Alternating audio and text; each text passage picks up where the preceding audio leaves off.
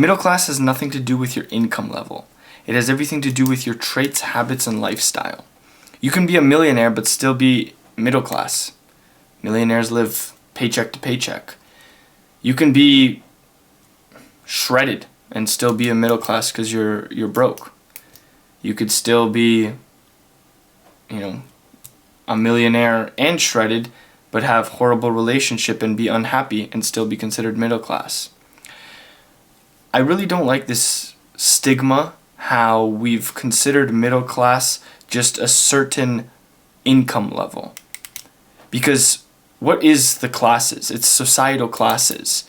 And societal classes have been constructed and put into boxes depending on the amount of money they make. But what if somebody makes 60 grand a year, has amazing savings, has an amazing relationship with their partner, is happy at the job that they go to, and has an amazing and healthy, fit body and is physically active, and on top of that has a great relationship with God?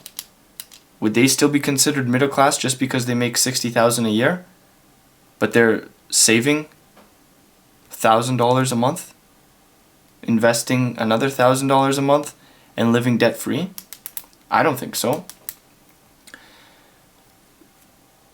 The biggest lie that we've been told, I think, is that it all comes down to money. And it doesn't. And it doesn't because there's two things.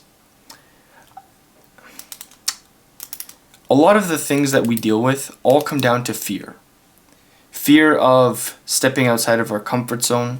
Fear of doing things that we're uncomfortable with. But when has anything ever actually come good of not doing the things that are outside of the fear, right?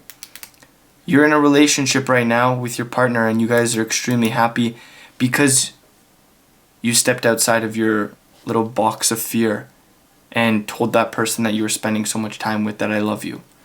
You're in a different position making different money right now because you stepped outside of your comfort zone and asked for a pay raise or went to a job that pays you better and you're happier with, right?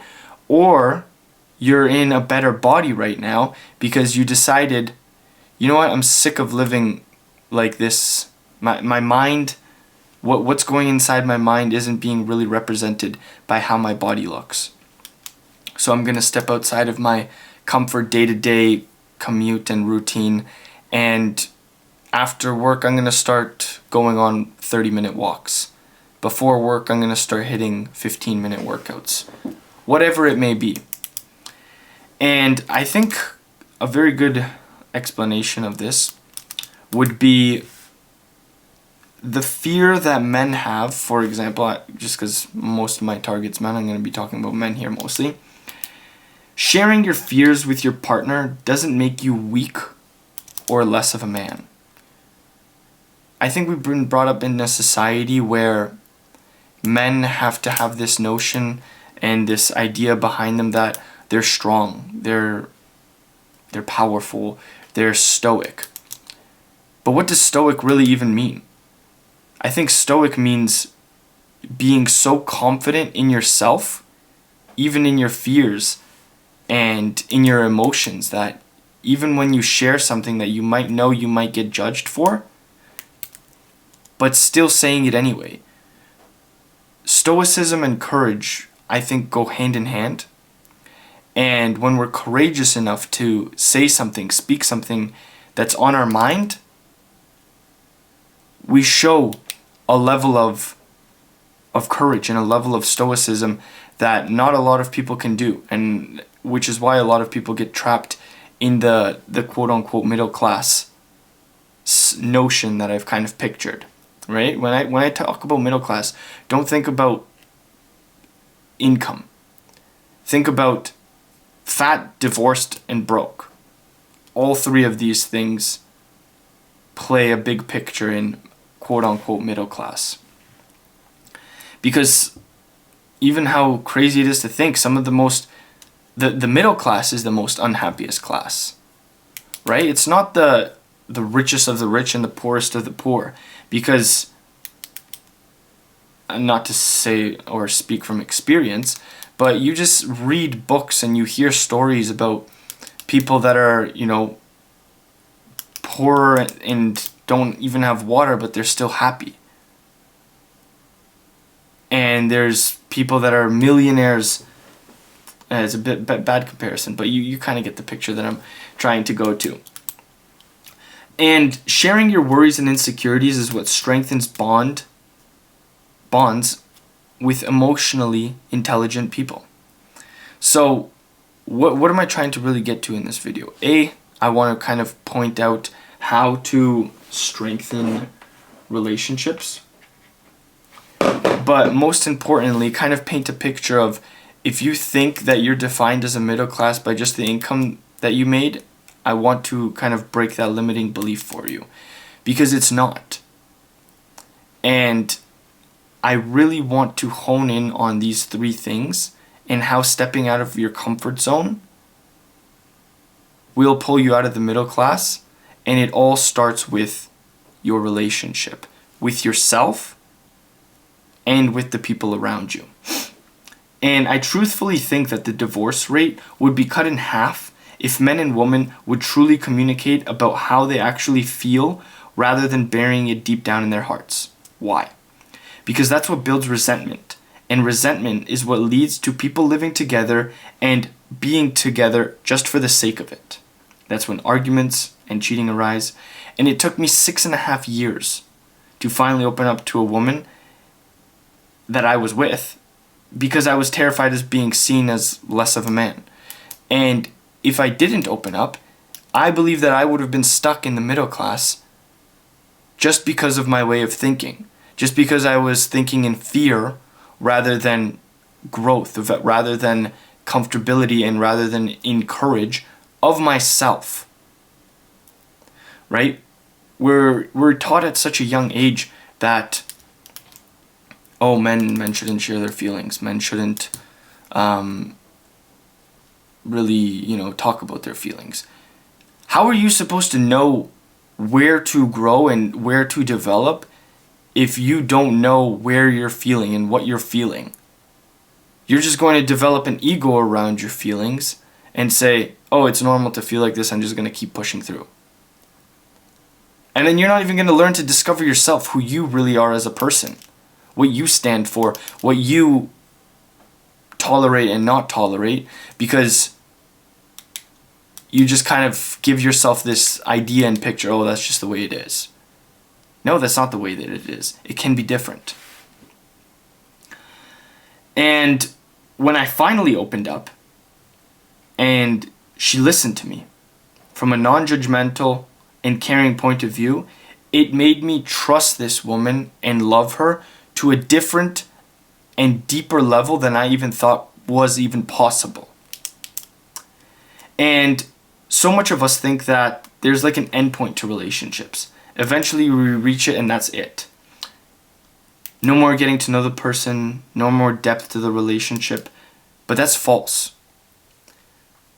We all know communication builds trusts in relationships and trust in us. When we're able to say something that's on our minds and talk to it with another person, that's how depth is created. And in that depth is where you can really truly figure out who you are as a person and what you want out of life. And then it's your job to step outside of your comfort zone to get what you want out of life. And that's why so many couples, for example, walk around with such surface level connections. Because it takes stepping outside of your comfort zone to open up about how certain things make you feel. Let me say that one more time. It takes stepping outside of your comfort zone to open up about how certain things make you feel. When did anything ever good happen inside your comfort zone? You want to get lean? You step outside of your comfort zone. You've got to go to the gym. You've got to plan. You've got to compartmentalize and plan your day accordingly to make sure things that are utmost a priority to you happen and get done. You want to get into a deep relationship with somebody? You have to step outside of your comfort zone and be okay with the thoughts that, being judged for what you think or what you feel might be judged. They might take it the wrong way at first, but you have to be okay with that, and it's scary. It is, because we all have this deep tendency to fear being judged, fear being left, fear being rejected. But the more you do it, it's like sales. The more you do it, the better your stress tolerance and the better your capability for it actually happens. Think about it. When I was doing door-to-door sales, my first door, I was terrified of pitching them because I was so scared of getting a no. I walked in with my little iPad. I said, "Hi, my name's Matthew. I'm here from TELUS. I would like to speak with the decision maker of the business." And the decision maker, the first thing that he told me, "Sorry, we're not interested. Get lost." Boom, first rejection. I thought to myself, great. I'm not even cut out for this. I'm not even built for this. I can't do this. And then the second time, boom, no. Rejected again. Third time, rejected again. Fourth time, fifth time, sixth time, seventh time. Eighth time, I'm the decision maker. I would love to speak with you. And then all of a sudden, going through those reps, the ninth time didn't feel so scary anymore. And then it just got easier with time and time because I just kept putting in the reps. But it took that first initial getting outside of my comfort zone, being okay with being rejected, and then keep moving forward. Having the ability to be rejected and still stay grounded has a huge correlation with how successful you are and how emotionally resilient and intelligent you are as well. Because when somebody tells you no to your face, you open up about something to somebody, or you tell a girl for the first time that you love her and they tell you no, that's going to kill you the first time that somebody ever tells you no. But then you've learned from it, you've grown from it, and you can actually learn to improve. Learn to see where you need to pivot, learn to see where you need to adjust to grow. Right? It's the same thing with business. Think about it. Most people, when you get into business, you want to grow your business. But then eventually, to get into business, you got to step outside your comfort zone for first sakes. But for second point, you step outside of your comfort zone and then you reach like some sort of plateau in your business. Then you want to reach another level of business. Let's say your business is making $100,000 a year. Now you want to bring it from $100,000 a year to $1 million a year in revenue. Well, that jump from 100,000 to 1 million is going to require you to step outside of your comfort zone, do different things, learn and implement different systems and strategies in order for you to get to that next level. And that's the same thing with everything in life. So that's why I hate when people categorize middle class human beings by the level of their income. Because like I said at the beginning of this video, if somebody is, healthy in their body, goes to the gym, takes care of themselves, is at a very healthy, you don't have to be shredded to the tits, but is at a healthy body weight. One that's not in, you're not going to get heart diseases or diabetes. You're just at a healthy body fat percentage, right? You exercise, you eat clean.